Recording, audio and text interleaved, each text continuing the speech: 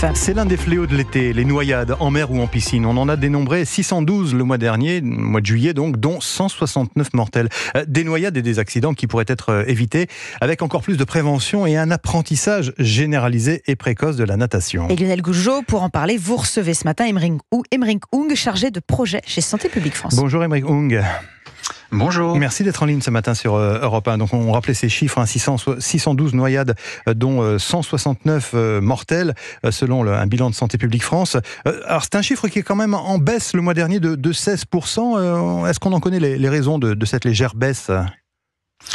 Oui, alors tout à fait. Alors la surveillance, elle est faite à partir du 1er juin, donc c'est les 2 mois, juin et juillet 2024. Alors effectivement, cette baisse, elle s'explique principalement par des conditions globalement moins favorables à la baignade. On se rappelle un peu du temps qu'il a fait cette année météo. En juin et début juillet. Et effectivement, ça explique en grande partie cette baisse globale sur les 2 mois. Quels sont les publics les plus touchés par ces accidents de noyade ? Alors, globalement, les noyades, c'est à peu près moitié-moitié entre les adultes et les enfants. Ouais. Par contre, la différence, c'est que la noyade qui se termine par un décès, la proportion, elle est beaucoup plus importante chez les adultes par rapport aux enfants, parce que heureusement, chez les enfants, la personne est rapidement rattrapée par un adulte, alors que chez les adultes, la noyade se termine davantage par un décès, du fait de malaise, du fait de prise de risque plus importante. Vous, comme tous les ans, Santé publique France a lancé des messages de prévention. En quoi consiste-t-il dans les grandes lignes ? Oui, effectivement, dans les chiffres que vous citiez tout à l'heure, ce qu'il faut garder en tête, c'est que pendant les périodes de forte chaleur, et ce qui a été le cas dans la deuxième partie de juillet, où on a dénombré 272 noyades uniquement sur cette partie-là, qui est donc en forte hausse de 22% par rapport à la dernière période. Alors, il faut effectivement particulièrement pendant ces périodes de forte chaleur, appliquer des consignes de prévention qui sont assez simples. Chez les enfants, il n'y a rien qui remplace la surveillance rapprochée et permanente pendant la baignade. Il faut se baigner avec l'enfant, l'avoir toujours en ligne de mire, à portée de main, et il faut que la baignade reste un moment de plaisir, et donc qu'elle ait un début et une fin. Et évidemment aussi, les habitués au milieu aquatique, leur apprendre à nager dès que possible. Alors justement, c'est ce qu'on pouvait estimer, c'est que en fait, la prévention la plus efficace, c'est l'apprentissage de la natation dès le plus jeune âge. Oui, c'est un des facteurs extrêmement forts mais d'ailleurs, chez l'enfant comme chez l'adulte. Nous, on rappelle qu'il n'y a pas d'âge pour commencer à apprendre à nager, à apprendre ou à réapprendre à nager, si ça fait un long moment, par exemple. Et effectivement, c'est un facteur très important.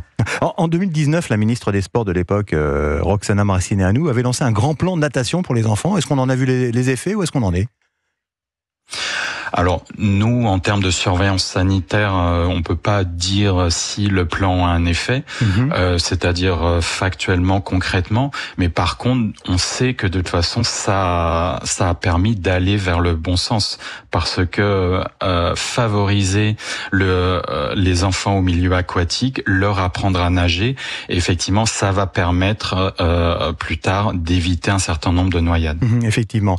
J'ai lu dans l'un de vos rapports que pour ce qui concerne les risques de noyade en piscine pour les enfants, la couleur du maillot de l'enfant, la couleur peut avoir son importance. Pourquoi ? Alors j'avoue que je ne sais pas où. Enfin, ça n'a pas été dans une de mes publications.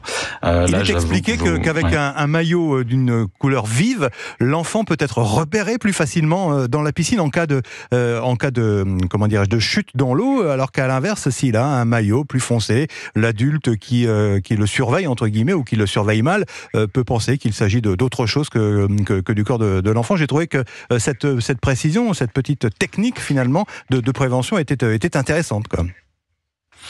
Oui, bien sûr. Alors effectivement, ça peut jouer, mais je pense à la marge. Vous savez, c'est comme les bouées ou les brassards peuvent jouer, mais il y a vraiment rien qui remplace une surveillance rapprochée de l'enfant. Si l'on a affaire à quelqu'un qui est en situation de détresse, au bord de la noyade, quels sont les bons réflexes pour ceux qui sont aux alentours, qui sont proches de l'incident ?